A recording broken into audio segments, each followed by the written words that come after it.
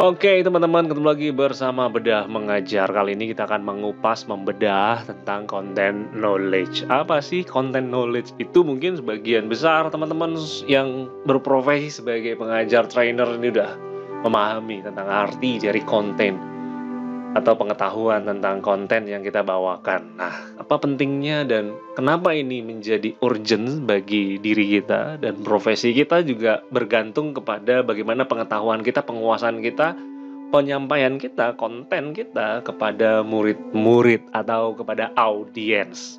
Kalau di era sosial media sekarang kita sering mendengar istilah konten is a king ya. Jadi segala sesuatunya itu semuanya adalah konten.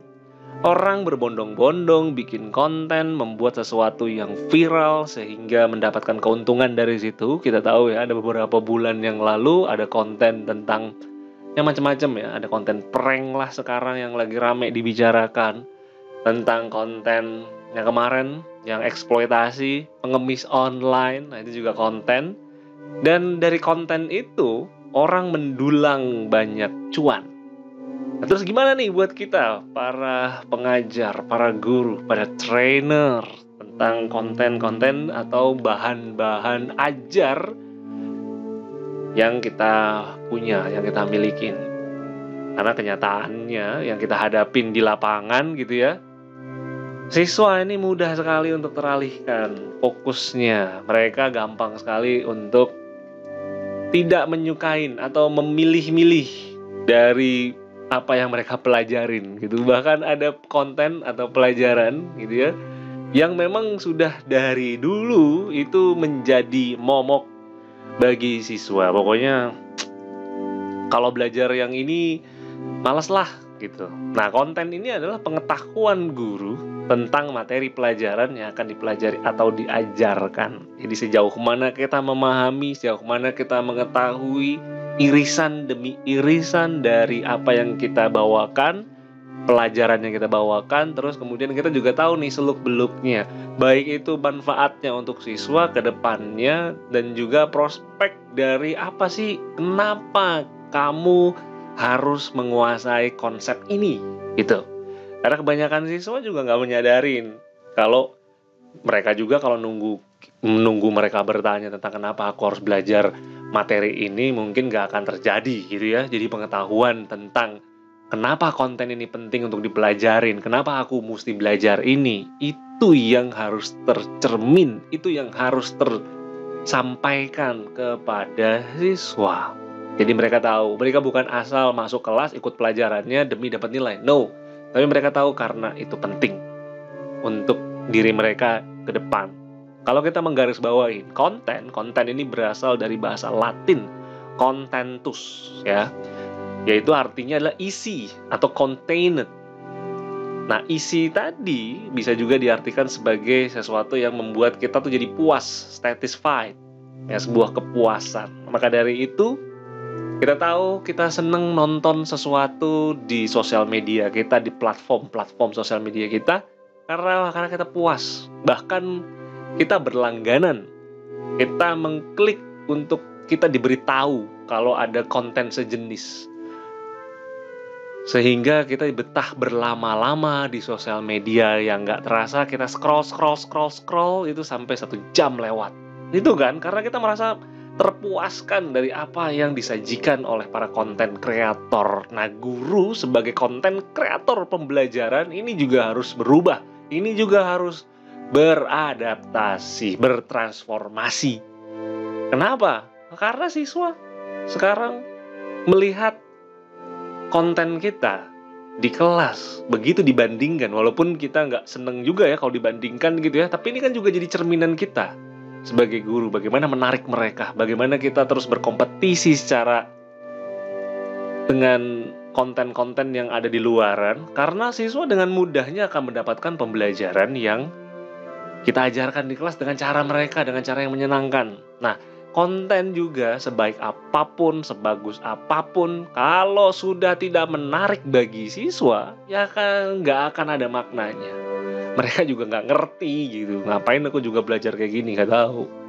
Itu kan, ini yang sering terjadi, ini realita kita. Jadi konten atau pengetahuan konten ini kenapa penting? Karena ini adalah perpaduan atau irisan dari pengetahuan kita terhadap konten tersebut, terus pengetahuan siswa tentang konten tersebut, dan pengajaran atau kurikulum. Nah, inilah irisan-irisan yang membuat cara kita menyampaikan sebuah konten, cara kita menyampaikan sebuah pelajaran, itu bisa dimaknai oleh siswa. Dari situ juga siswa tahu, oh seperti ini konten, oh seperti ini pelajaran, oh seperti ini makna dari apa yang sedang dipelajari. Yang itu juga akan berpengaruh besar terhadap cara kita nanti mempelajarinya, bagaimana cara kita menyampaikan pembelajarannya, termasuk kita menyusun rencana pembelajarannya yang telah disusun sedemikian rupa sehingga tercapailah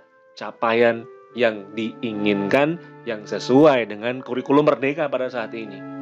Itu teman-teman semua. Nah, sekarang kita dihadapkan dengan teknologi, dengan informasi. Informasi ini udah semakin banyak sekali. Pembelajaran bisa sangat mudah tertinggal kalau kita tidak menyadari ini, kalau kita tidak membawa teknologi ke dalam ruang-ruang kelas kita, kalau kita hanya bertahan terhadap kelas yang sejak lama telah kita akrab, gitu ya, ruang kelas yang kaku, buku, serta kita yang menjelaskan. Ini kalau kita sudut pandangnya sebagai siswa ya, di hari ini gitu, di tengah teknologi yang hingar-bingar, di mana semua konten itu sudah masuk ke dalam tahapan yang menyenangkan, sehingga kita itu merasa puas gitu terhadap konten yang kita lihat, yang kita tonton, yang kita simak, yang kita saksikan, bahkan kita merekomendasikan juga, nge-share juga ke orang lain. Ini gimana dengan kelas kita? Gimana dengan pembelajaran kita? Kenapa yang di-share justru pengalaman yang buruk di kelas? Ibu gurunya marah-marah, ibu gurunya gak sabaran, ibu gurunya ngomel-ngomel, bapak gurunya gak asik. Itu yang di-share oleh siswa, itu yang di-share oleh murid-murid di grup-grup mereka, di grup-grup chat mereka. Kita udah ketinggalan jauh, kita udah tidak punya alasan lagi untuk tidak menerapkan pembelajaran dengan mengadopsi teknologi ke dalam ruang kelas kita. Dan pandemi ini kita udah belajar banyak. Pandemi sudah mengajarkan dan memaksa kita semua untuk beradaptasi dengan teknologi. Bahkan pandemi itu lebih cepat daripada yang kita perkirakan. Kita didorong, dipaksa untuk menggunakan teknologi. Bagaimana kita berjibaku membuat kelas online, membuat pembelajaran daring, berkreasi dengan membuat video pembelajaran, berusaha untuk menyampaikan pembelajaran sebaik mungkin melalui gawai, melalui gadget, yang di situ juga banyak hal yang kita pelajarin, termasuk bagaimana memulai membuat konten, sampai kita juga menyelenggarakan yang namanya kelas video conference gitu ya, menggunakan Jimit kah, Zoom, atau macam-macam. Ya, tujuannya adalah untuk membuat pembelajaran terus berlangsung, dan pembelajaran tidak berhenti karena ada cara yang lebih memungkinkan diri kita untuk menjangkau di tempat-tempat yang pada saat itu kita tidak bisa bertemu. Dan saat inilah saatnya kita menerapkan itu, kita mulai membiasakan diri kita. Ya, jangan ditinggal hal yang sudah baik ketika pelaksanaan online atau daring itu berlangsung. Jadi tinggal kita, pemilihan kita, bagaimana kita mengelaborasi dari apa yang telah kita pelajarin ketika pandemik, sehingga bisa menggairahkan siswa dengan menerapkan teknologi sebagai alat yang efektif untuk belajar di kelas. Semua itu bergantung kepada kita sebagai pengajar. Mau dibawa kemana kelas, mau seperti apa outcome dari apa yang kita pelajarin. Apakah kenangan-kenangan yang positif tentang pembelajaran, tentang selama proses mereka belajar di kelas, itu yang ingin kita berikan, dan kemudian pembelajaran yang bermakna sehingga siswa muncul rasa semangat, muncul rasa ingin tahunya lebih, muncul keinginan untuk lebih mendalami, mempelajari hal-hal yang terkait dengan pembelajaran tersebut dan mengubah mindset mereka tentang pembelajaran itu. Nah, ini yang penting, ini yang perlu digali dalam setiap konten-konten kita.